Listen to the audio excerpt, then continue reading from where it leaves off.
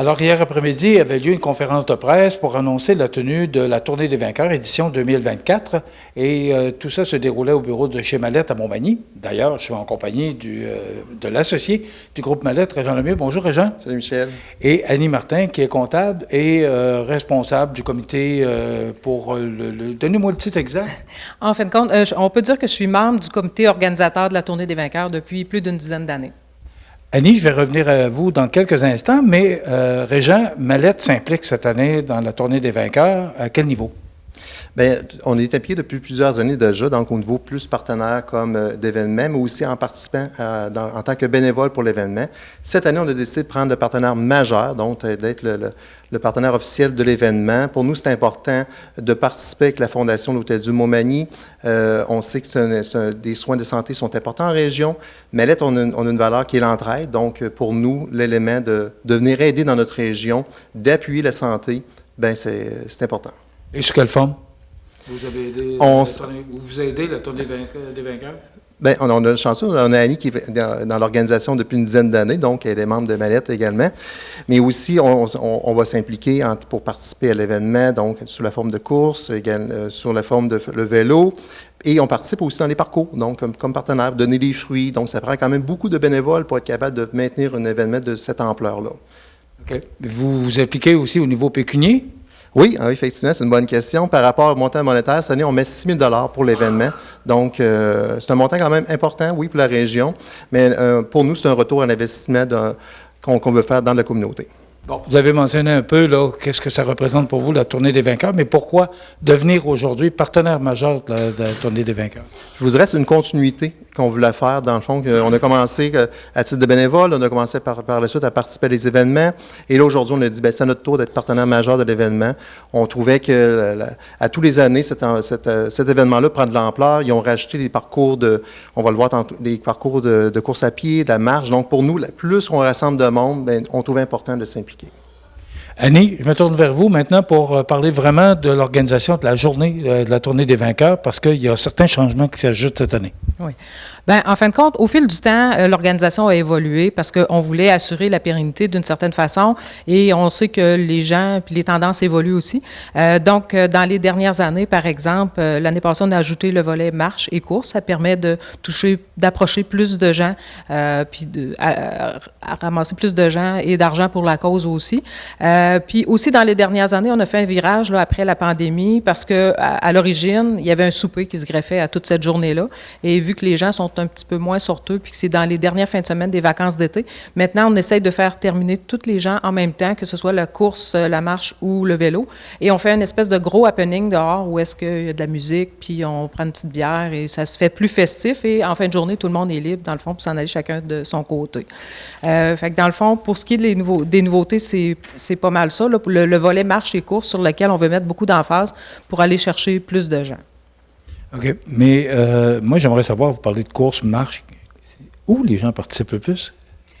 C'est sûr qu'au départ, la Tournée des vainqueurs, dans la tête des gens, c'est davantage le vélo. Puis à l'origine, les gens pensaient peut-être que c'était réservé à une certaine élite. Or, c'est faux. Dans le fond, c'est accessible à tout le monde parce qu'il y a des parcours qui se font à différentes vitesses et il y a des parcours de distances différentes selon le niveau des cyclistes. C'est important de le mentionner. Effectivement. Effectivement. C'est adapté pour tout. C'est ça. Et c'est pas une compétition. Puis dans les choses aussi qu'on a changé au fil du temps, c'est qu'au départ, la Tournée des vainqueurs, on a roulé jusqu'à 200 cyclistes et parfois en très gros peloton de plus de 50 personnes. Et on trouvait que ça devenait un petit peu dangereux à gérer avec les routes aussi. Fait que dans les dernières années, là, ça doit faire 2 à 3 ans qu'on roule en plus petits pelotons de 12 à 15 personnes. Donc, ça se fait de façon plus sécuritaire. Fait que quand il y a des dépassements d'automobiles et tout ça, ça se passe mieux. On trouve que c'est moins dangereux. Puis ça n'a rien changé à la dynamique, dans le fond, parce que les gens se voient quand même à certaines pauses, ils ont l'occasion d'échanger entre eux. Et lors du happening à la fin aussi, on a l'occasion de pouvoir jaser entre eux. Fait que ça, au niveau sécuritaire, pour l'organisation, puis pour aussi les services d'urgence, parce que malheureusement, on en a eu besoin par le passé. On pense que c'est plus sage de le faire de cette formule-là.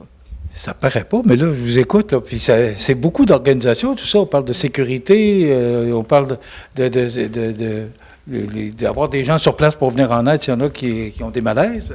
Ça fait beaucoup de choses à penser. Oui, c'est sûr, mais en même temps, là, au fil des années, bien, on essaie de s'améliorer. On a modifié quelques éléments, justement. Tantôt, je parlais de la sécurité.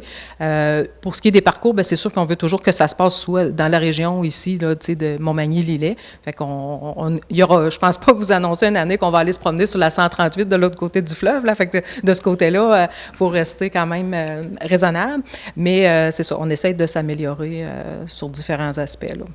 De quelle façon on s'inscrit?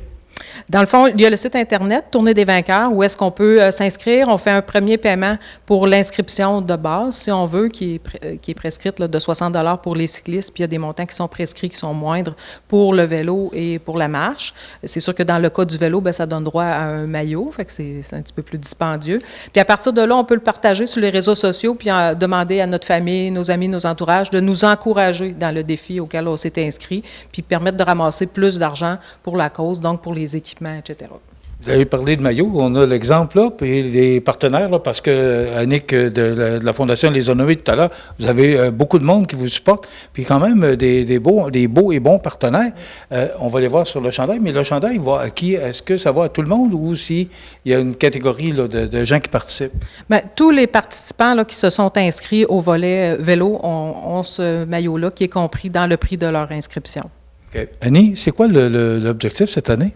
Fait que l'objectif financier est de 55 000 $. L'année passée, on s'était fixé un objectif de 50 000 et il a été atteint. Et on pense que le volet marche et course était nouveau l'année passée. Fait que ça s'est ébruité un peu, puis les gens l'ont su, hein, les coureurs, les marcheurs. Fait que dans le fond, il y en a certains là, des coureurs qui n'étaient pas au courant l'année passée que cet événement-là maintenant comportait volet course. Fait que les gens l'ont mis dans leur calendrier parce que les gens qui font de la course sur une base régulière, ils suivent ça dans différents endroits. Là. Fait que on pense qu'il va se greffer davantage de monde, puis on n'est pas tellement inquiet. Là, on est surpris de voir d'une année à l'autre la quantité de dons que chaque individu peut récolter de par la sollicitation qu'il fait dans son entourage. Fait que ça, c'est très... avec les réseaux sociaux puis la formule là, de dons en ligne, là, c'est surprenant de voir comment les gens peuvent être généreux. Mais quand on voit les retombées aussi, puis quand on voit combien il y a de gens dans chacun de nos entourages respectifs qui ont été touchés de près ou de loin par le cancer puis qui ont eu besoin de traitement, bien, ça nous motive aussi à faire notre part pour la cause. Annie, je vous ai posé la question pendant la conférence de presse, à savoir, le 55 000, c'est avec vos partenaires. Est-ce que, parce que vous avez beaucoup de partenaires cette année, est-ce qu'il y a plus de participation? Est-ce que le monde embarque là-dedans? Bien, c'est sûr que en termes de participation, si on avait resté seulement avec le volet vélo, le vélo ayant atteint, je pense, son maximum, on était rendu à un certain plafond. C'est un peu pour ça, puis aussi pour permettre à plus de gens aussi de participer pour la cause, puis d'avoir l'opportunité de faire leur part dans cet événement-là. C'est pour ça qu'on a greffé les autres volets. Mais je suis particulièrement fière que notre organisation ait persisté, parce qu'avec la COVID, il y avait des organisations semblables dans d'autres régions qui ont baissé les bras, parce qu'après la COVID, les gens ont changé un peu leurs habitudes de vie. Il y a moins de gens qui sont intéressés à s'impliquer. Fait que ce genre de cause-là, malheureusement, ont perdu un petit peu de leur attrait, ce qui est vraiment triste. Mais malheureusement, nous, de notre côté, dans le fond, on a réussi un peu à se réinventer, à changer un petit peu la formule pour le happening, puis à changer la façon de rouler des pelotons, puis tout ça, puis en ajoutant les volets course et marche. Fait que ça a permis d'assurer la pérennité de cet événement-là. Puis il s'est greffé de nouveaux membres. C'est sûr qu'une fois qu'on a passé quelques années, ou parfois même plus que 10, il y a des gens qui souhaitent sortir du comité, mais on a réussi à aller chercher des nouveaux membres qui amènent de nouvelles idées. Fait que ce qui se permet de faire en sorte que d'une année à l'autre, on est toujours vivant puis que l'événement grossit. Là. On doit toujours s'améliorer. Rapidement, la date et comment est-ce qu'on peut s'inscrire dès maintenant? Dans le fond, oui, ça sera sur le site Internet. Là, on va faire le partage bientôt. Dans le fond, c'est un samedi, c'est le 17 août 2024 que l'événement va avoir lieu. Fait qu'on se tient toujours dans ces dates-là. Fait que retenons le 17 août. Puis vous allez voir passer ça sur les réseaux sociaux. On s'inscrit à www.tourneedesvainqueurs.com.